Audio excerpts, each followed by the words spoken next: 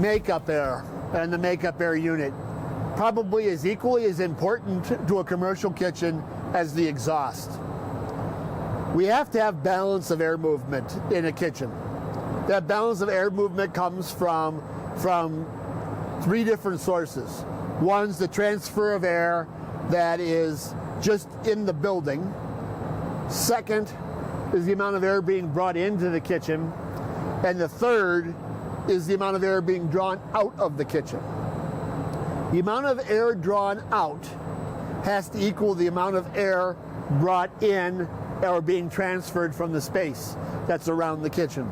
So in this particular case, we need to add more air. That's what this is. This is a makeup air unit. On a makeup air unit, it is designed to draw air in from the outside, minorly filter it through a mesh filter, and supply it down in front of the exhaust hood, which I'll show you when we go downstairs, and supply fresh air. If you're in a climate that requires a little extra comfort, like heating, then there will be a heating element, usually gas, inside of the makeup air to supply warm air into that space. Without makeup air, we're going to have such a vacuum in the kitchen that's an unhealthy spot for our employees working in there. So let's take a look at a couple of the elements on the makeup air system around the other side. On this side of the makeup air, I've got a chamber here, and a chamber there. The middle chamber is for our gas and our burner element. Our filtering system is in this one, and then we have our gas pipes as we go around through here. The one thing we remember from our HVAC course with gas pipe is none of this gas pipe is labeled. It really should be labeled or painted yellow, but this is our gas as it goes into the unit. We are not required to take off any panels. We're just noting the presence and noting the physical condition. And as we go around this side, this is our intake. This is where the air comes into the unit. The big thing to make sure is we have all of our filter panels in place and they're clean. You notice we're missing a filter here. I have a filter panel here, but I don't have one here, so that would be something I want to note. The other thing we want to make sure we don't have is any discharge within 10 foot of this unit.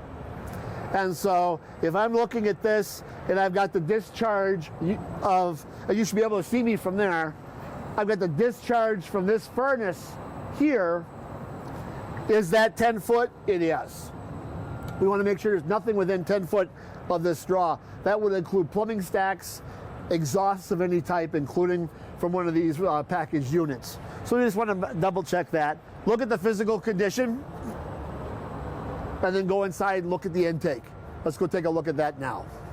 On the inside, when we're talking about air, if this is our exhaust drawing air out, this vent that we have that goes across the whole front of this hood is what's coming in from the makeup air. That's the air coming in.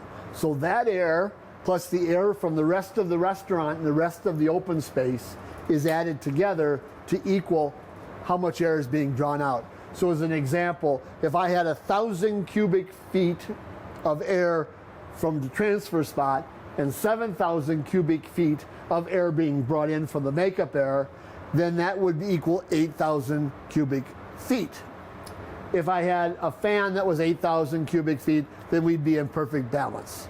And so the whole idea is the amount drawn out has to equal the amount of air being brought in, plus any other air that might be in the building. Makeup air is a very important part of your inspection.